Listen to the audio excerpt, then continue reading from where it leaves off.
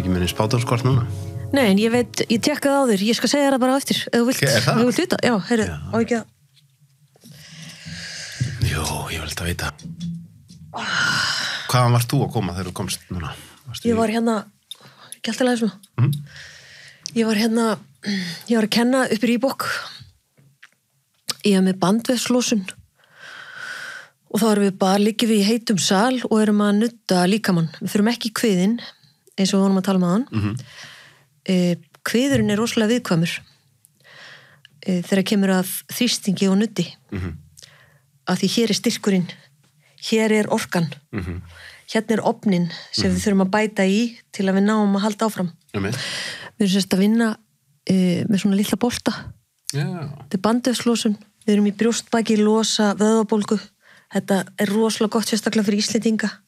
Það er mikið af verkfræðingum sem koma hana. Verkfræðingum? Verkfræðistofan er hana mannvitt þarna fyrir ofan. Hvað þetta er? Já. Þannig ég var að koma þaðan. Þú ert í því núna ásamt mörgu öðru að vera með tíma í Rýbók. Gaman? Mjög gaman. Og sérstaklega bandvefslósun. Já, það? Já. Er hérna hvert klukkutími eða? Já, klukkutími. Og er þá liðið að koma bara alveg sultu slagt út? Já, og það er alveg ótrúlegt hvað við erum að sjá, hvað fólk, þetta er líka hugleiðsla og jógaopnanir.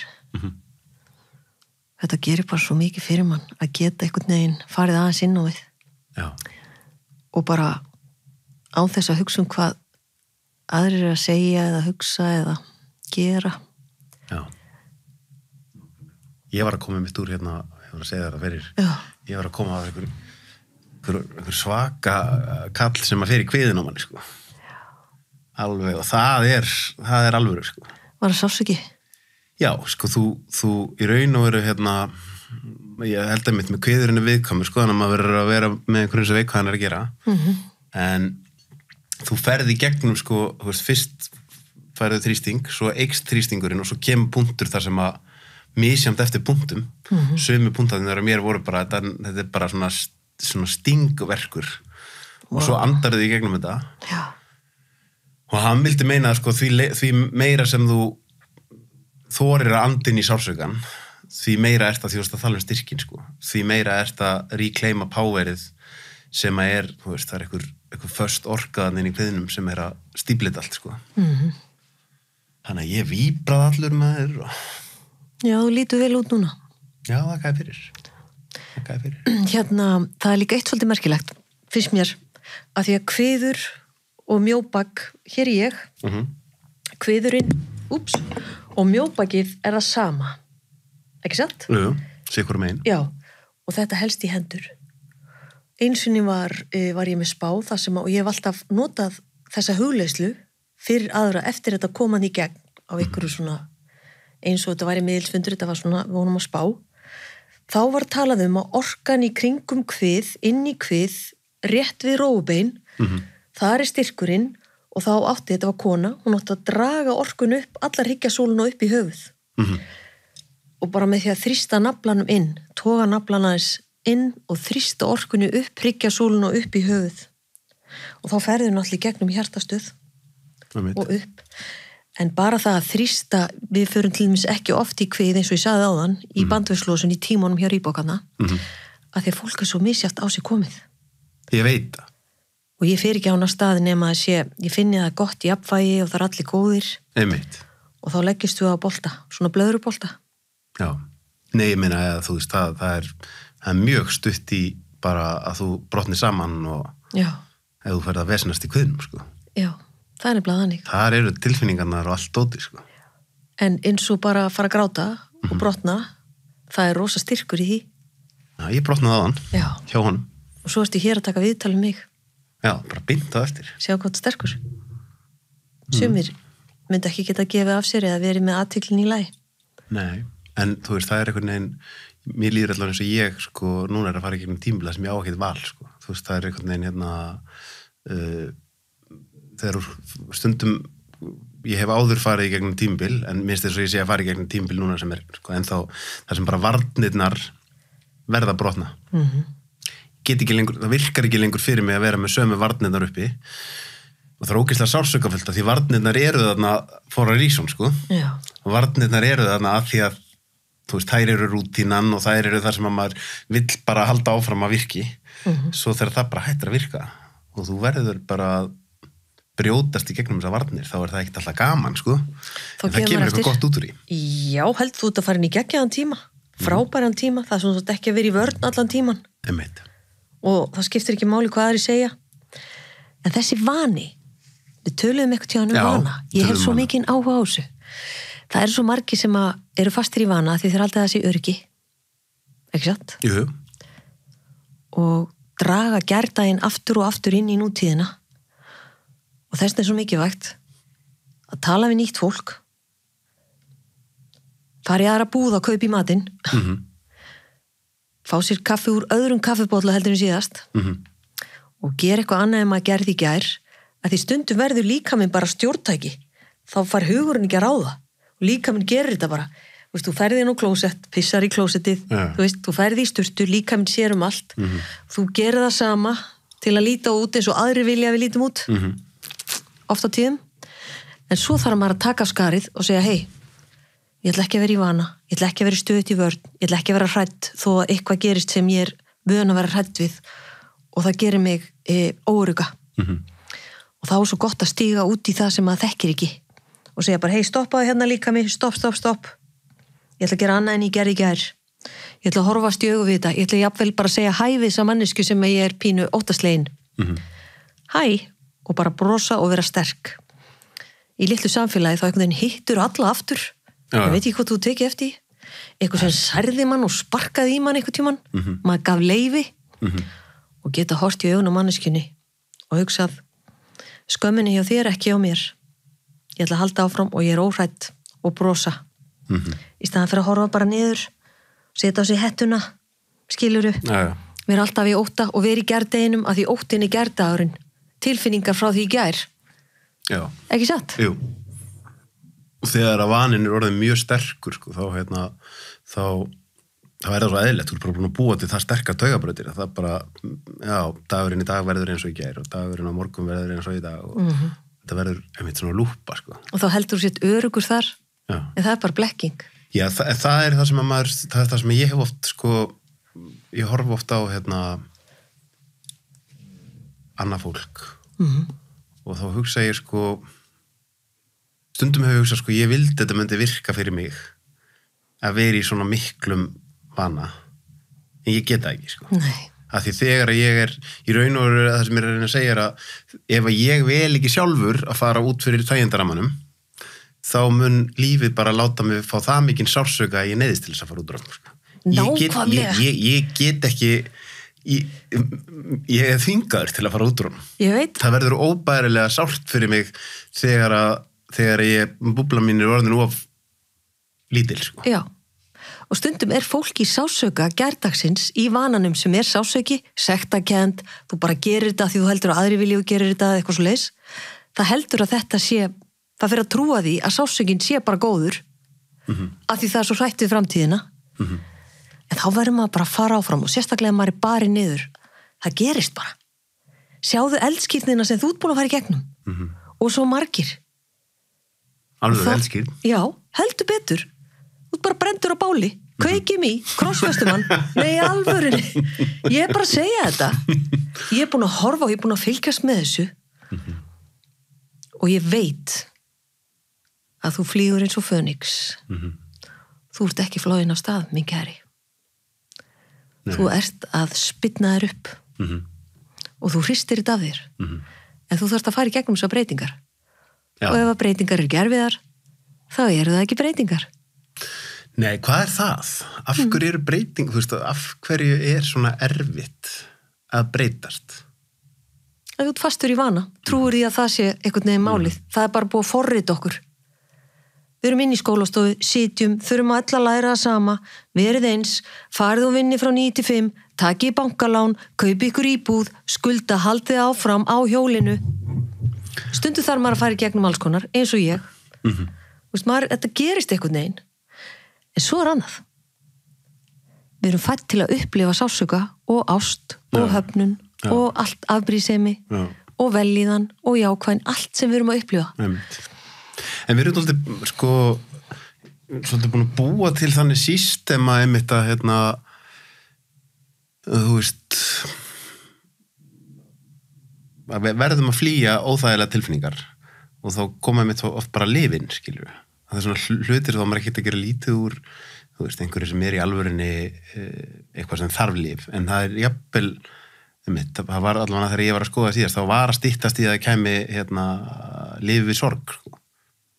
Það er hluti af því að vera manneskja, að þú ert að fara til þess, sko, ef þú ætlar að fara mjög hátt upp á hæðina, þá þarftu að vera búin að fara langt niður í dalinn, sko. Það er mjög erfitt að geta upplifað, að því að þetta er allt samanburður, sko. Algjörlega. Hvernig getur þú upplifað, þú veist, gríðarlega þakklæti, gríðarlega fegurð ef þú þekkir ekki hvað er hitt. Akkurat. Af því það sem ég held að myndi gerast ef það er alltaf allt bara mjög fínt hjá þér og þægilegt, að þá smátt og smátt er heiliðin bara það vanur því að það er bara einhvern veginn svona nútral, jafnvel þó það sé æðislegt.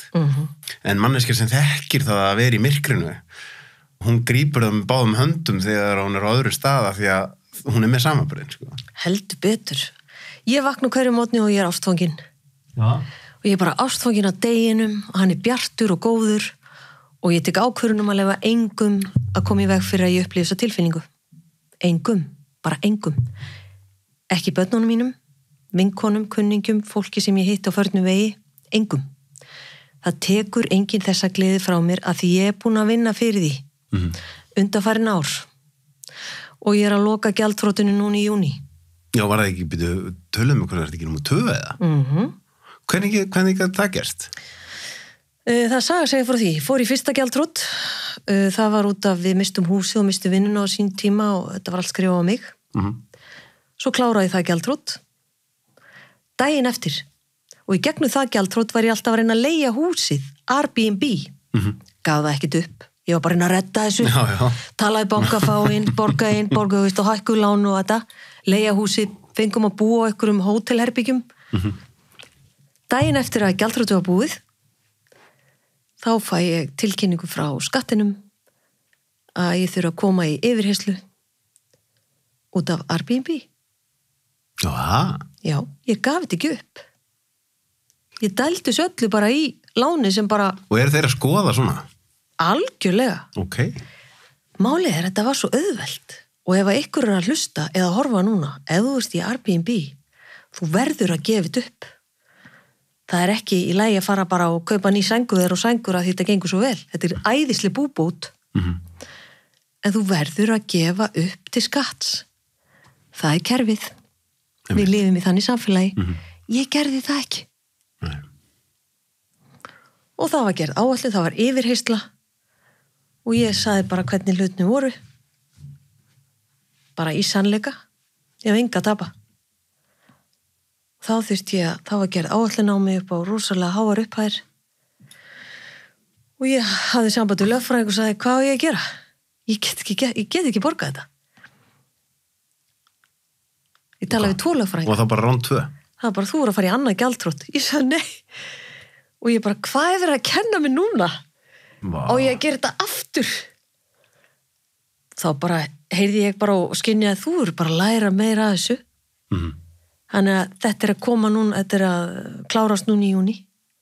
Já, það er ekki góð tilfinning. Þá byrja ég í nýju starfi, þá get ég fara að launa skrá. Já, ekki verktaki. Ég er bara með lágmarkslaun hjá Reebok. Hvenær byrjar nýja starfið? 1. júní. 1. júní, þannig er ég svona spáði hvort við ætlum að tala um það, eða er það ótíma? Það er allt í lagi, ég er að læra fyrir það núna, en ég er ekki orðið það. Já, hvað, þú ætlar að fara að vinna fyrir Icelandair? Já, 53 ára. Sóttu þetta. Geggjað. Ég bara hugsa að ég verða að tala um eitthvað annað en andleg málefni. Ég er náttúrulega spá fyrir fólki allavega 3 í viku.